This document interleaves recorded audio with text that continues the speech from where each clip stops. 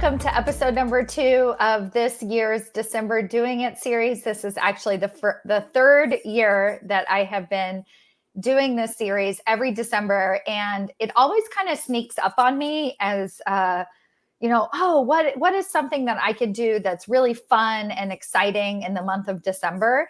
That's sort of how I came up with the idea about 3 years ago. And then now it's like, oh, I have to do this every single December, because not only is it fun and exciting to hear from so many other successful leaders, but it's also an opportunity for my clients to showcase the work that they're doing and really the impact that they're making on the leadership table. And so being able to take a moment out of our days and have a conversation just genuinely about leadership and really owning the impact we're making is not insignificant. And so I'm really excited to have Monika here and to share her wisdom and what she's been working on, and then also to have each and every one of you who are watching today.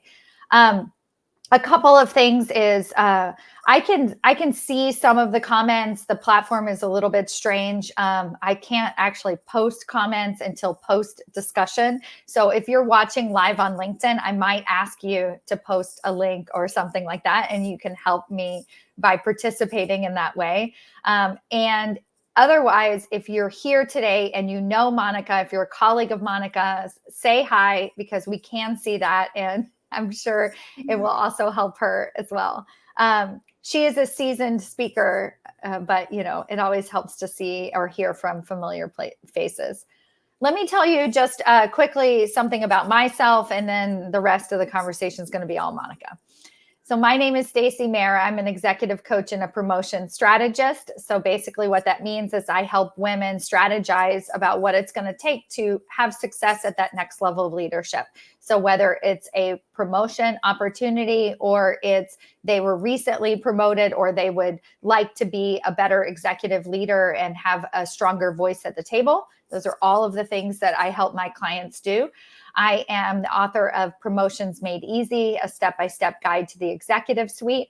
And I am also the founder of the Leadership Table. So all of the women who are being featured as part of the December Doing It series are part of this group mastermind of executive leaders who are really committed to the larger mission of bringing their whole self and their whole voice to the leadership table, really making that impact. And it goes without saying, they lift others up in the process.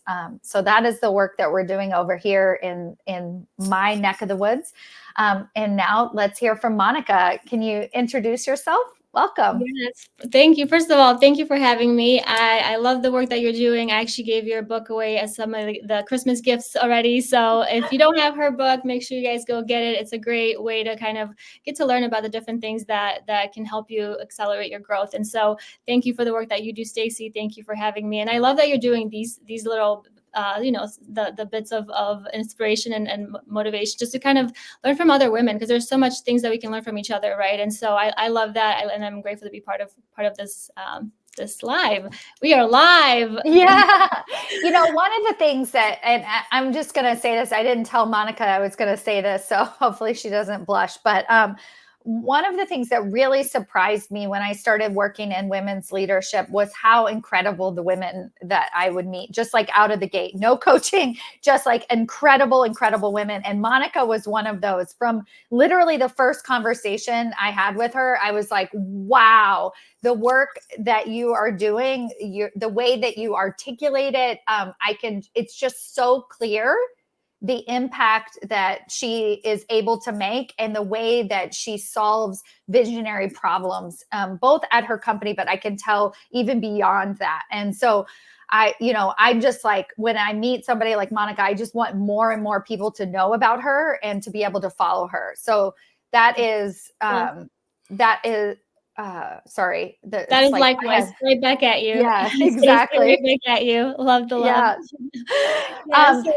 So tell us more about your specific leadership style and maybe perhaps some of your secrets to success. Sure. Yeah. So really quick. So Monika Philp, Director of Tech Talent and Transformation at AIM. I've been with AIM for about 6 years. AIM is a non-for-profit with a mission to grow a strong and diverse tech community through career development, educational programs, and outreach.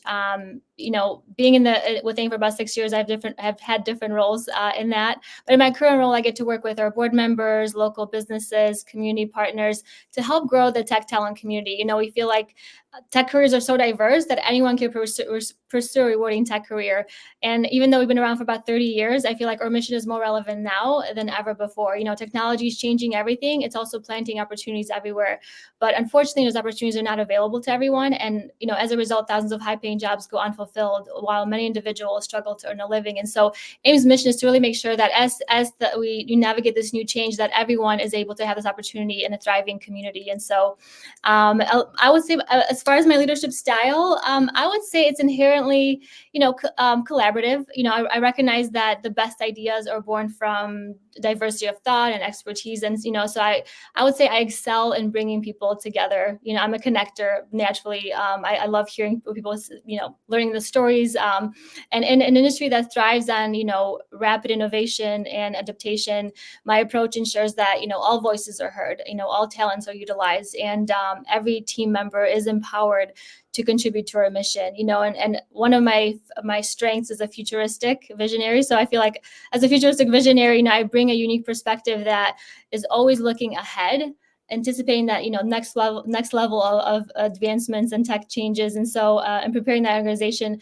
to not only adapt but to lead that change. And so that's kind of my leadership style. I love it. It's so good. Now I know this is I hope as you're listening, I always like to dig a little bit deeper. So it could feel obvious that having a collaborative and future focused leadership style is beneficial, but I want to get to the bottom of it. So how has this idea of collaboration and really leading with the mission of the future and being ahead of the trends, or, thinking about what can be created, how has that led to your own personal success as a leader? Yeah. So even with as my career with AIM, right, I've been with different departments. I started off as a coordinator, quickly advanced into the director role that I have now. And one thing that, as you look at the world, it's like the only thing constant is change, right? And so just to give you an example, one of the things, so when the pandemic happened, everyone was forced to stay home, right? And wrapping up we had a program going on at the time, and we had 2 months left of a 7-month program. And so the last 2 months were really critical, because that's when they kind of get a chance to present what they've learned and kind of share in front of the executives. And so when we can no longer meet in person, everything was shut down, and we're like, well, what do we do? Do we continue to move forward? Do we just wait till things get back to normal, right? And what I love about life is, like, you always have choices, right? And I always tend to look at, like, what can we do to fix it? What can we do to make it better? There's always going to be challenges, right? There's always going to be problems, but what am I focusing on? Am I focusing on what can be done or cannot be done, right? So again, in that case, thankfully, I proposed that we move forward virtually, which was kind of like, at the time, right now, this is like normal being virtual, right? Like, this is what we do. This is our new norm. But at the time, getting everybody to go virtual in a space that it's like, this is only done in person all the time, 100%. We can never do this. We never even thought about doing this virtually. But it really shifted our mindset, where I started looking at different resources and different softwares that are available, that we can actually really, move this program to the virtual space. And thank God we did, even though I had some pushback of, like, let's wait till we get back in person. It's going to be 2 months. We're like, gosh, 2 years later or whatever. It's just a wild time. But I'm really glad that, again, as a futuristic visionary, I've realized that let's embrace this new change. Let's embrace the things that we can do and with the things that we can control. And so we moved that program virtually. And then what's really cool about that is everyone graduated on time. We had a Zoomathon with all the presentations on a Friday one day. But then what's cool about that is, we're in Nebraska, so we normally would do these leadership programs in Nebraska. But during the pandemic, we became an international leadership academy, where we ended up having tech leaders from UK joining us from different organizations, because the organization ended up opening up to a wider audience, because now this was virtual, so anyone can join us at any time. And so with that, push, and there was obviously some challenges and moving things forward, but we figured it out, and now this is a new norm, right? And so the fact that, again, looking back at what can you do, and to make it better, or what can you do to move forward, because again, you're going to have challenges, you're going to have things that come up. Life is not perfect, but thinking, what are you focused on, the good or the bad? And that's kind of been, I feel like, my way of kind of moving into the different roles that I've gone to, is just figuring out, okay, I don't really know everything, but I'm willing to learn. I'm willing to figure it out. I'm willing to, learn about it and take the class and take the course. So I feel like that has been something that, having that optimistic, I'll try anything once kind of attitude, has really been helpful in my career. Right. It's also contagious, right? I'm like, yes, exactly. And what Monica's speaking to is a really action and forward approach, right? She's not just saying it's like a mental philosophy. It's like, this is how she makes decisions, how she takes action, and how she proposes ideas. So that's just really great. And so that leads to my next question, which is, one of the known entities of leadership is change, difficult situations, challenging situations, right? And I think the more that we can get ahead of that, embrace that as part of the job, it keeps us off of that emotional roller coaster of like, oh, I have my third boss in 1 year, right? It's like, well, if change is constant, then here we go again, right? Like, it just is what it is. So how do and I love this really quick. I love this Yeah. quote. Like, when I heard this, I was like, wow, that's really, so change is not hard, but the resistance to change is hard. Oh. I was like, oh, like, change is going to happen, right? Like, it's going to happen regardless. Like, change is not hard. The resistance to change is hard. So good. If somebody listening wants to write that in the comments, change is not hard. It's the resistance to change that is hard. So that actually leads me to my question, which is, how do we get other people on board with your attitude, right? So it's one thing that it's really helped your career, but how do you lead others through difficult and challenging situations?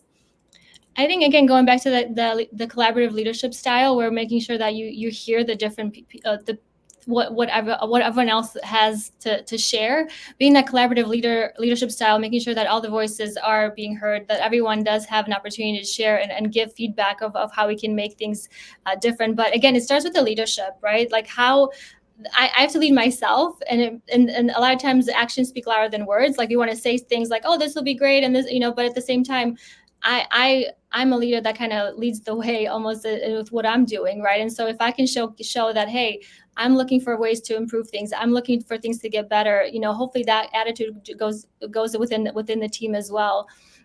So that's kind of been right. No, I like that. And thank you, Hassan and Penelope, by leading by example and writing in the comments our quote, because it's really important to share this. And I think that if you have that attitude of, change, change is not hard per se, it's the resistance to change, and you really show up as that's contagious, right? Yeah. But then add to that this collaborative nature. Like, what kind of comes to mind is acknowledging that what we're doing is hard, right? And I think that resistance is based on either we want to stay in the struggle, right? We're going to just like make sure everybody knows how hard this is, and we're just going to, be in that struggle. And then the other piece is that we're very quick to jump as leaders in general to the opportunity, right?